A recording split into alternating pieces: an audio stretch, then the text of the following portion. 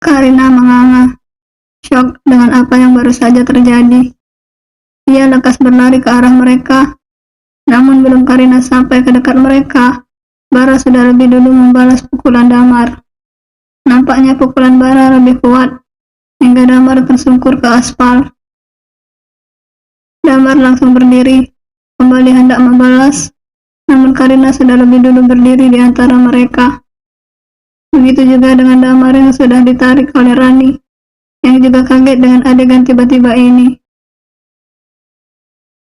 "Mas, kamu apa-apaan?" teriak Rani kencang. Bisa Karina lihat ada beberapa orang yang menonton mereka. Karina berdoa, semoga tak menjadi trending topik di dunia perlambaian. Damar melihat ke arah Rani dengan tatapan penuh amarah. Karina bahkan sampai merinding melihatnya. Bukannya apa, melihat orang yang biasanya ramah dan lemah lembut itu marah, sungguh mengerikan. "Kamu..." Damar mengerutkan gigi. Sudut bibirnya robek akibat pukulan Bara. Karina berbalik melihat ke arah wajah Bara yang terkena pukulan. Syukurnya tak ada luka robek di sudut bibirnya seperti Damar. "Mas, gak apa-apa?" tanya Karina khawatir. "Sakit gak?" Bara tak menjawab. Ia hanya menatap sekilas kedua orang di depannya dan kembali melihat ke arah Karina. Tatapan Damar masih penuh kemarahan. "Mas, kamu salah paham," ucap Rani, seolah tahu kalau suaminya itu sedang cemburu dan melampiaskan amarahnya ke Bara. "Salah paham? Kamu masih cinta sama dia?" Rani diam tak menjawab, dan Karina greget sendiri. Seharusnya Rani menyangkal, bukan malah diam saja. "Kamu..." tunjuk Damar ke arah Bara. "Kenapa kamu di sini? Mencoba mencari kesempatan? Jangan harap kamu bisa masuk ke rumah tangga kami," ancam Damar, dan Karina makin melongo. Yang benar saja. Wait, kok Karina jadi merasa kesal? "Mas Bara itu kesini ke rumah aku, bukan mau ketemu Mbak Rani," jelas Karina tak terima. Karina melirik ke arah Bara yang sepertinya sedang berusaha menahan kekesalannya. Damar mendengus. "Ngapain bos ke rumah karyawannya malam-malam begini?" Karina menghembuskan napasnya, mencoba tak terpancing emosi. Dan Karina kesal dengan keterdiaman Rani. Sungguh menyebalkan. "Mas Bara ini calon suami aku. Dan kamu, Mas," tunjuk Karina ke arah Damar. "Bisa nggak sih Mas Damar datang-datang nggak langsung main tonjok aja? Kami mau priwet loh hari Selasa. Kalau sampai muka ganteng calon suami aku lebam, bengkak, gimana?" "Calon suami?" tanya Damar tak mengerti. "Iya, calon suami.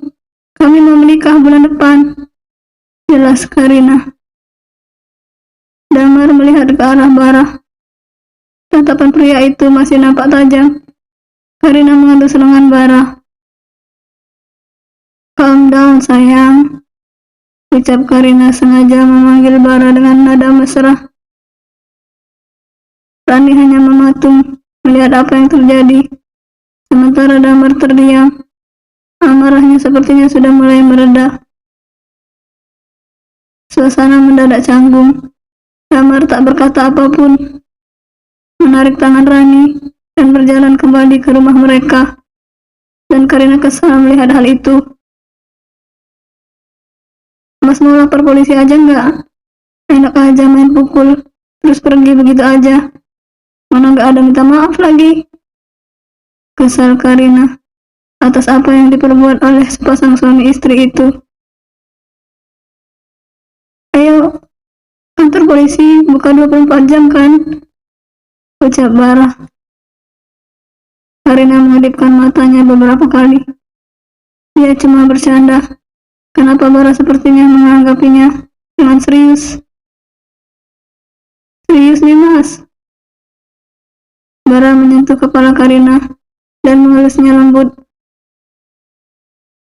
Mau ditanggapi serius atau enggak, kamu yang putuskan. Loh, kok aku?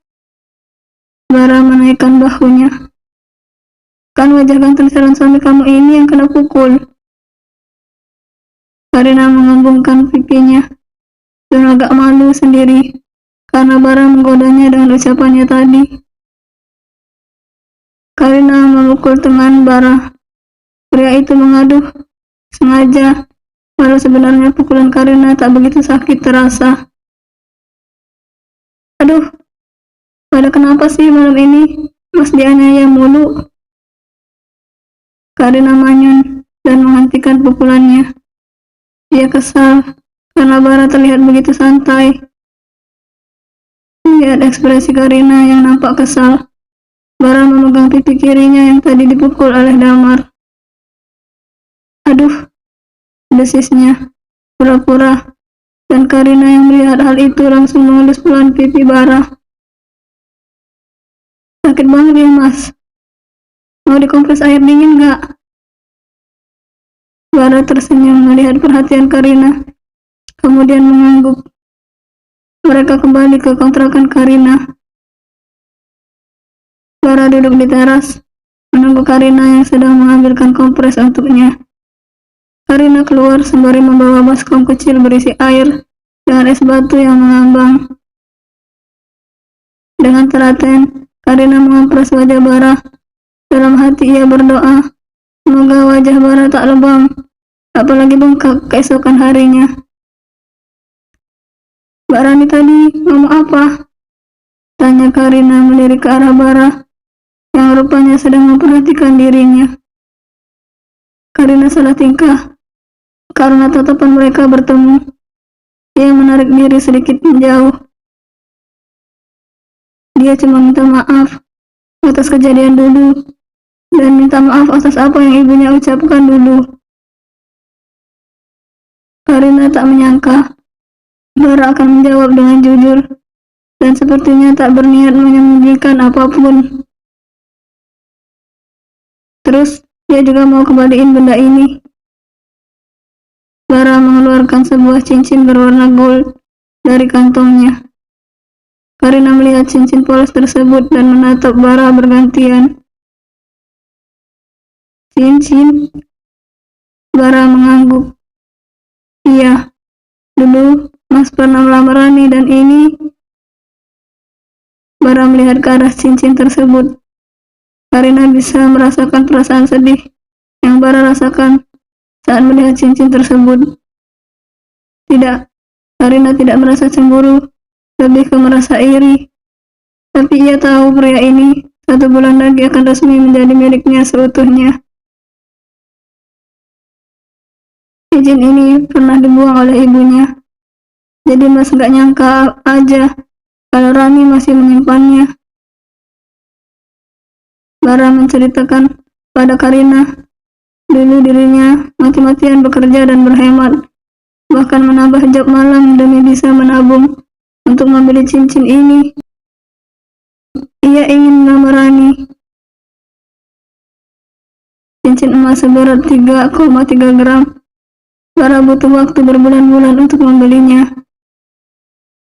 Ia menceritakan seperti apa Tante Lydia menghina Bara dan bahkan membuang cincin tersebut ke halaman rumahnya dan mengusir Bara. Karina bisa merasakan kesedihan Bara. Karina tak lagi merasa cemburu. Ia kesal dengan sikap Tante Lydia yang benar-benar keterlaluan. Dan tadi, Rani mengatakan pada Bara, ia butuh waktu seharian untuk bisa mencari cincin ini sampai ketemu. Ah, apa bisa dirinya mencintai Bara seperti Rani mencintai Ditya dulu? Terus, kenapa baru sekarang dikembaliin? Tanya Karina heran. Kenapa tidak dikembalikan dari dulu? Karena setelah Mas tahu mereka resmi menikah, Mas pindah kosan dan benar-benar putus kontak. Mereka juga setelah menikah langsung pindah rumah.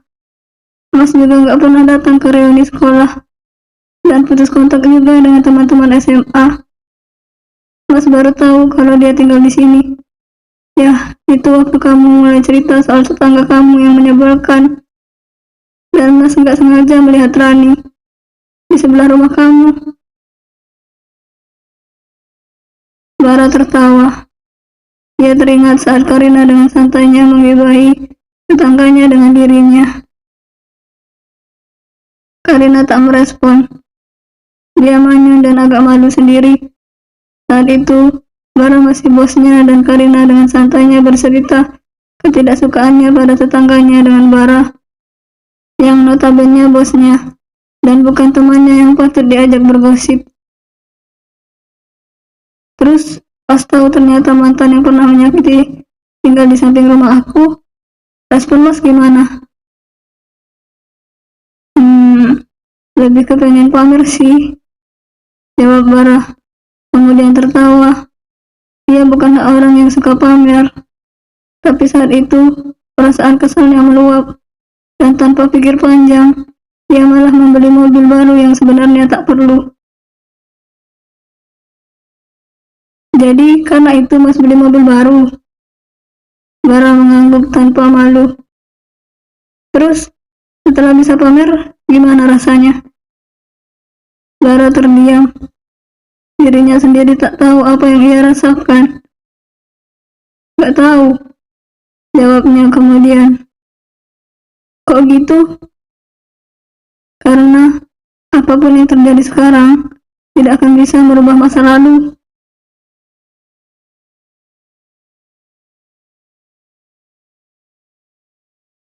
Karina mengembuskan napas lelah. Setelah kejadian semalam, tadi pagi Rani tiba-tiba mengetuk pintu rumahnya. Dia minta tolong untuk mengajak Bara menemui ibunya di rumah sakit.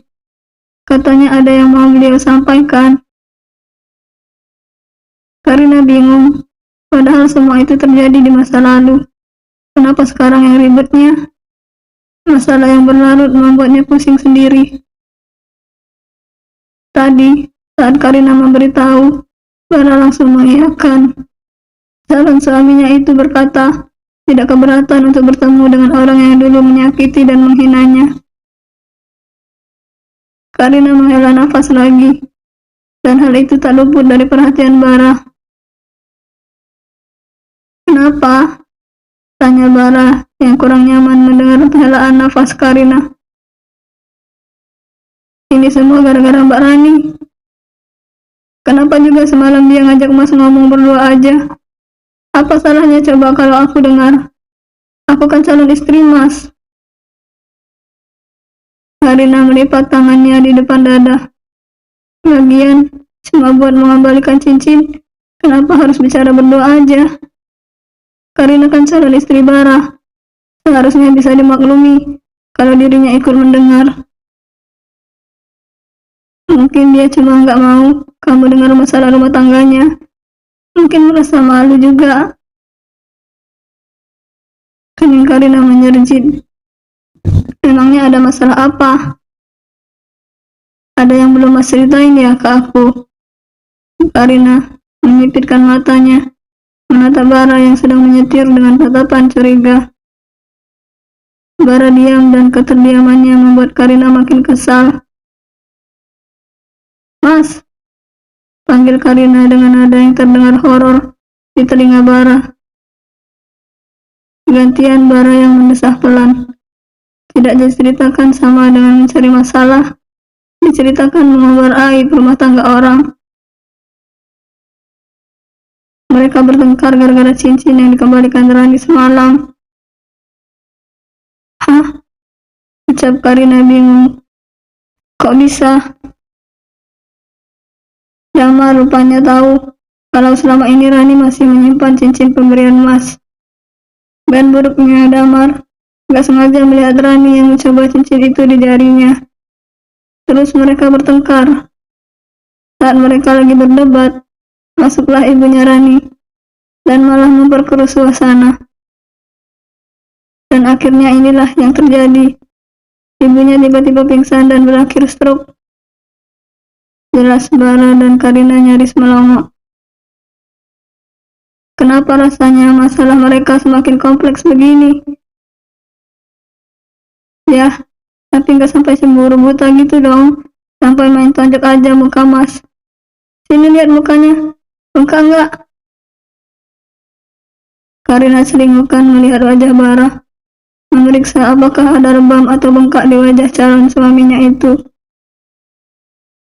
Enggak, agak nyeri sedikit, tapi nggak sampai lebam. Karina bersyukur wajah mulus Bara tak sampai terluka, karena hari Selasa nanti mereka harus priwet. Syukurlah, tapi aku kesel sih. Kok Mas Damar nggak ada etikat baik gitu minta maaf? Mana abis nanjak langsung kabur. Gak nyangka aku kalau dia begitu. Dia juga pasti punya alasan. Dari mukanya, kayaknya dia lagi tekanan batin. Gimana nggak tekanan batin kalau punya mertua modern Tante Widya? Karina menyandarkan dirinya sembari melipat tangan. Apa ini yang namanya cobaan sebelum menikah? Masalah Bara yang diistirahatkan saja belum selesai. Masa lalu Bara nongol lagi bikin masalah. Oh ya, cincinnya mau dikemanain? Tanya Karina. Semalam Bara meninggalkan cincin itu di rumahnya. Terserah kamu. Ini barang mantan dikasih ke aku gitu. Bara menoleh ke arah Karina. Ya, terserah kamu mau dikemanain. Asal jangan dibuang aja. Sayang, itu uang. Karina menatap tak percaya. Orang yang tabungannya buncit seperti Bara ini ternyata sangat menyayangi uang. Tapi ia juga, pikir Karina. Bara pasti bersusah payah demi bisa membeli cincin itu. Suratnya mana? Karina menadahkan tangan. Bara berpikir sesaat. Gak ingat. Murah ini kalau dijual. Gak pakai surat. Bara tersenyum mendengar gerutuan Karina. Ya gimana? Sudah hampir belasan tahun yang lalu. Mas juga udah berkali-kali pindah. Iya sih. Tapi kira-kira Tante Widya mau ngapain ya minta ketemu sama Mas? Bara menaikkan bahunya. Mana dia tahu? Rani kan tadi pagi berpesan pada Karina, bukan padanya. Sesampainya di rumah sakit, mereka langsung berjalan menuju ruang rawat Tante Widya. Kok aku deg-degan ya? Ucap Karina berjalan bersisian dengan Bara yang nampak santai dan tak terlihat tegang sedikit pun. Kamu bukan mau ketemu calon mertua, ngapain deg-degan? Karina manyun dan menepuk keras lengan Bara. Akhir-akhir ini, entah kenapa Karina merasa Bara yang calon suaminya ini dan Bara bosnya dulu adalah dua orang yang berbeda. Karena sikap Bara yang sekarang sama sekali tak mirip dengan Bara bosnya yang ia kenal. Bara mengaduh, pura-pura kesakitan, dan tak terasa mereka sampai di depan ruang rawat Tante Widya. Saat mereka hendak masuk, pintu ruangan tersebut sudah lebih dulu terbuka dari dalam. Damar terdiam melihat Bara dan Karina. Ia berjalan keluar dan menutup pintu. Bisa kita bicara sebentar? Bara mengangguk, mengiyakan. Mereka harus meluruskan kesalahpahaman semalam. Mereka berjalan sedikit menjauh dari ruang rawat Tante Widya. Damar memejamkan matanya, menghembuskan nafas dalam, seolah ia sedang mencoba mengurangi rasa lelahnya. Saya minta maaf atas apa yang terjadi semalam. Saya gelap mata dan tidak bisa berpikir jernih, ucap Damar. Bara melihat wajah Damar, Sudut bibirnya nampak robek. Sepertinya dirinya memukul Damar terlalu keras. Tapi mau bagaimana lagi? Dirinya sekesal itu dan merasa seperti mendapat kesempatan untuk melampiaskan kekesalannya selama ini. Saya juga minta maaf untuk segalanya. Saya sudah merebut Rani dari kamu. Saya tahu kalau kalian saling mencintai, tapi dengan egoisnya saya tetap memaksa untuk menikahi Rani dan menghancurkan hubungan kalian. Tapi saya tidak pernah menyesal karena sudah memilih jalan itu. Saya mencintai Rani dari saat pertama saya melihatnya. Damar melirik ke arah Karina. Dan sekarang saya sadar kalau cinta saya yang egois membuat dia menderita. Karina meringis. Semoga saja tidak ada lagi drama dalam hubungan mereka. Dan Karina tidak mau berpikir apa maksud Damar berkata seperti itu sambil meliriknya. Itu sudah terjadi di masa lalu. Bara menepuk bahu Damar.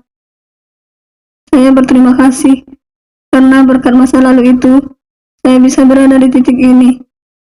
Dan Bara melihat ke arah Karina, kemudian menyampirkan tangan kirinya ke bahu Karina. Saya bisa bertemu dengan orang yang benar-benar saya inginkan untuk menghabiskan sisa hidup saya. Bara tersenyum, melihat ke arah Karina yang nampak terharu. Bagaimana tidak? Tadi perasaannya campur aduk. Takut kalau Damar berniat melepaskan Rani, dan Bara menjadi goyah. Tapi syukurnya Bara secara halus menegaskan kalau dia hanya akan mencintai Karina. Damar yang melihat kedua orang yang saling mencintai di hadapannya tersenyum getir. Saya harap suatu saat nanti saya dan Rani bisa saling menatap penuh cinta seperti kalian. Ucapnya nampak sedih. Karina tak tahu seperti apa kehidupan rumah tangga mereka. Dari luar, mereka nampak harmonis dan bahagia. Pasti bisa. Karina memberikan semangat. Damar mengangguk. Ya, sekarang dirinya yakin untuk mempertahankan rumah tangganya. Saat melihat istrinya masih menyimpan cincin lamaran dari mantan pacarnya, hatinya hancur. Ia cemburu buta. Selama ini ia memiliki raga Rani, tapi ia tak merasa memiliki hatinya. Rani istri yang baik. Ia melayani Damar dengan baik, perhatian dan peduli padanya. Tapi sayangnya, ia tak merasa Rani melakukan itu semua karena cinta, tapi hanya sebatas melakukan kewajibannya sebagai istri. Saya akan berusaha kembali mengejar cintanya. Karina heran. Mereka sudah menikah selama belasan tahun, tapi mana mungkin tak tumbuh perasaan cinta di antara mereka. Damar dulu sempat putus asa. Ia tahu Rani tak mencintainya, tapi ia juga tak ingin melepaskan Rani. Dan saat tahu Ditya yang begitu sangat dicintai istrinya kembali muncul, Damar merasa takut. Ia takut Rani berpaling. Apalagi saat mertuanya juga mulai berpaling. Kalau begitu, ayo masuk. Ibu sudah menunggu. Ajak Damar. Dan Karina merasa bahagia. Satu masalah selesai. Tinggal menghadapi apa yang ingin Tante Widya utarakan. Bersambung.